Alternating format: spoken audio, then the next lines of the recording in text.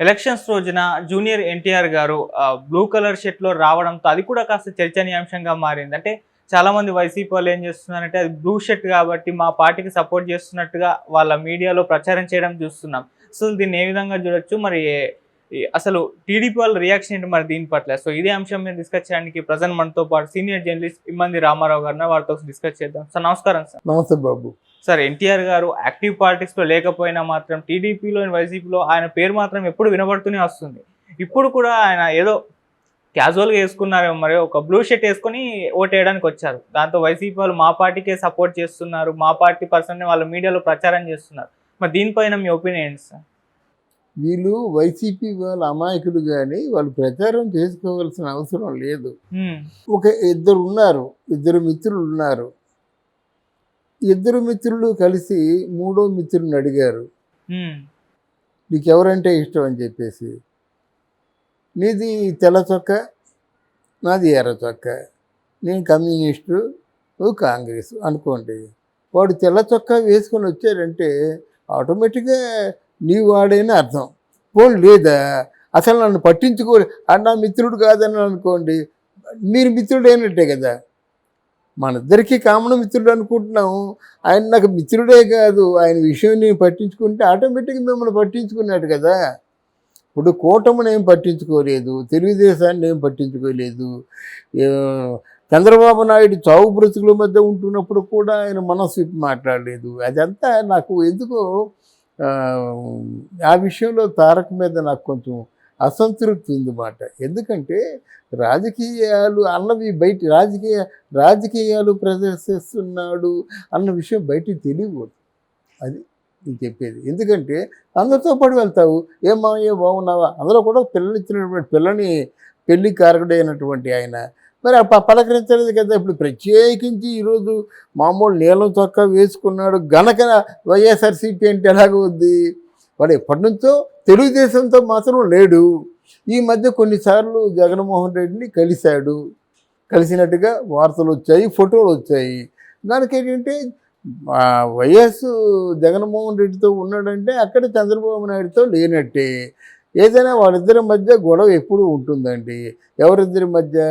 లోకేష్ మధ్య, తారక్ మధ్య. తెలుగుదేశం పార్టీకి వారసుడు నేనే అని తారక్ అనుకోవచ్చు, లేదా తారక్తో ఉన్నవాళ్ళు చెప్పవచ్చు. లేదు, ఇంత కష్టపడుతున్నాను కదా, ఇంత పాదయాత్ర చేశాను కదా, మా నాన్న తెలుగుదేశానికి ఇంత కష్టపడ్డాడు కదా, మా నాన్న లేకపోతే తెలుగుదేశం పార్టీ ఏముంది, కనుక మా నాన్న తరగతి వారసుడు నేనే అవుతానని లోకేష్కు ఉంటుంది. సహజం.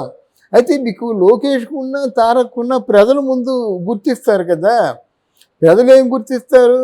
ఒకసారి 2 సార్లు ఆర్టిస్ట్గా గుర్తిస్తారు, తర్వాత ప్రజలకు ఏమి చేశారు అన్నది గుర్తిస్తారు. ఇప్పుడు మంగళగిరిలో అదే అయింది కదా.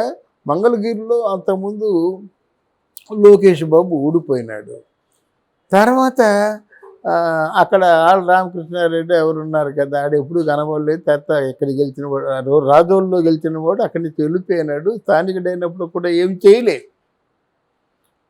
లోకేష్ ఏం చేశాడు? వెళ్ళారు. అక్కడ సామాజిక వర్గంలో ఎక్కువ ఓట్లు ఎవరికి ఉన్నాయి? పద్మశాలి వర్గానికి ఉన్నాయి. వాళ్ళందరి దగ్గరికి వెళ్ళారు. అందరికి మొగ్గాలు గిగ్గాలు మీకు ఏం కావాలో చెప్పండి అన్నాడు.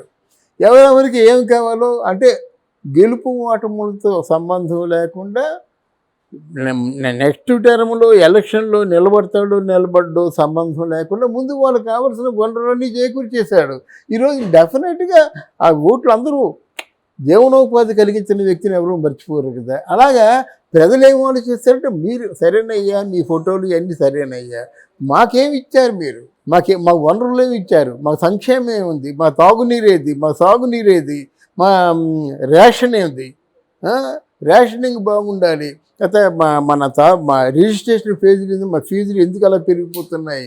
ఎంత పర్సెంటేజ్ పెరిగిపోతున్నాయి? పేదవాడు ఇల్లు రిజిస్ట్రేషన్ చేయగలడా? అలాగైనా రిజిస్ట్రేషన్ చేసుకున్నట్టయితే రిజిస్ట్రేషన్ డాక్యుమెంట్స్ గవర్నమెంట్ దగ్గర ఉంటాయట, జెరాక్స్ కాపీ ఇస్తారట. ఇన్ని కష్టాలు పెట్టేస్తుంటే ఎవరైనా ఎందుకు ఓటేస్తారు?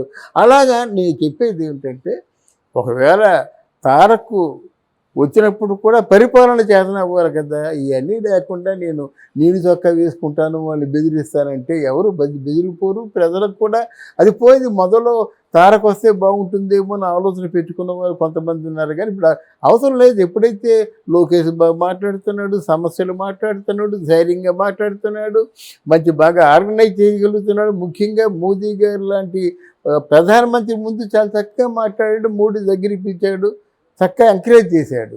కనుక ఇందులో ఈ తారక తాలూకు అభిమానులు ఎవరు అనుకోవడం, లేకపోతే వైసీపీ తాలూకు వేరే అభిమానులు అనుకోవడం తప్ప తారక ఏ పార్టీలో కలవడం. ఇది బాగా సూపర్ స్టార్గా ఉన్నాడు కదా.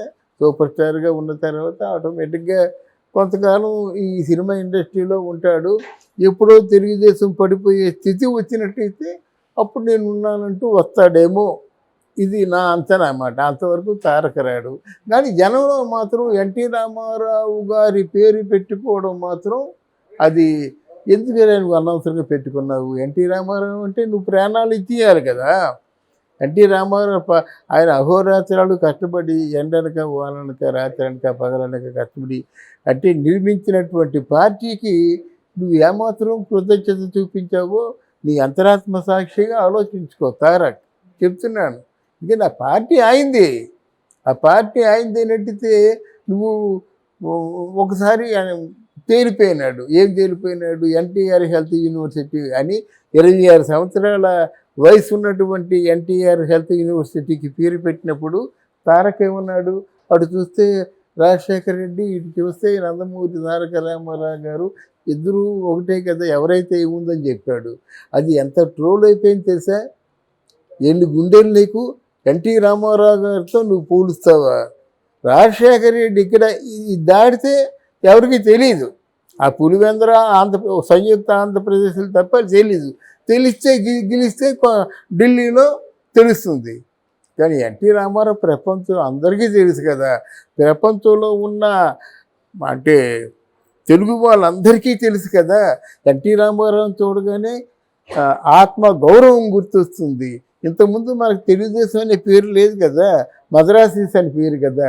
అట్లాంటి మహానుభావుడు ఎన్టీ రామారావు ఎక్కడ, ఈ రాజశేఖర రెడ్డి ఎక్కడ? రాజశేఖర రెడ్డి చేత ఒకసారి కృష్ణుడి వేషం వేయించండి చూద్దాం. అది ఎన్టీ రామారావు కృష్ణుడి వేషం వేసినట్టయితే అందరూ చెయ్యి దండం పెడతారు. మన మోదీ గారు కూడా ఆయన దేవుడిగా కొలిచే వాళ్ళం. అంటే ఆయన తాలూకు ఆ విగ్రహాన్ని చూసిన వాళ్ళందరూ కూడా దేవుళ్ళగానే కొలుస్తారు.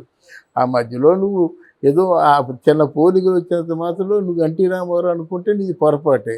ఎన్టీ రామారావు గురించి, ఎన్టీ రామారావు పార్టీ గురించి నువ్వేమి చేసావో ఆలోచించుకో. అదొకటి చెప్తున్నాను. రేపు పొద్దున్న ఈసారి కానీ ఒకవేళ చంద్రబాబు నాయుడు గెలవలేదనుకోండి, పార్టీ క్లోజ్. అదే కావాలని చూస్తున్నారు చాలామంది మాట. ఏదో పార్టీ క్లోజ్ అవ్వాలన్నమాట. మరి ఎంతైనా రాజకీయ చతురుడు కదా చంద్రబాబు నాయుడు. ఆయన ఆ చతురత్వం అక్కడ అనుభవ రాహిత్యం చేత జగన్మోహన్ రెడ్డి సీట్లు ఇవ్వడం తీసేయడం పీకేయడం, తారుమారులు చేయడం, ఇన్ని చేసి మొత్తానికి పార్టీని కలగాపులగం చేసి నాశనం చేసేసాడు ఆయన. ఇక్కడ ఎంత ప్లానింగ్ కాకపోతే పాల్గొన్న వాళ్ళు 21 మంది. 21 మందిలో ఈయన 18 సీట్లు గెలుచుకుంటున్నారు జనసేన. అంతకుముందు మన ప్రజారాజ్యం వాళ్ళు 175 మందిలో 18 గెలుచుకున్నారు. ఏది గొప్ప? అంతే కదా. అంటే ఎంత ప్లానింగ్ ఉంది. ఆ ప్లానింగ్లో మెయిన్ ప్లానింగ్ ఏంటంటే పవన్ కళ్యాణ్ ఓడిపోకూడదు. ఓడిపోతే పార్టీని రక్షించుకోలేడు. ఎవరైనా డబ్బులు ఇచ్చినా ఎంతకాలం ఉంటాయి. పార్టీని ఫీడ్ చేయడం చాలా కష్టం. అందువలన అక్కడ వర్మ గారు ఇండిపెండెంట్గా గెలిచే వ్యక్తినే పెట్టుకొని నీ చేతుల్లో పెడుతున్నాను, నేను చూసుకుంటా అన్నాడు. అంటే ఎన్నికల్లో గెలవడం గ్యారంటీ కదా. అంటే గ్యారంటీ అంటే అంత బాగా ఆలోచించి వర్మ గారిని తన చేతిలో పెట్టాడు.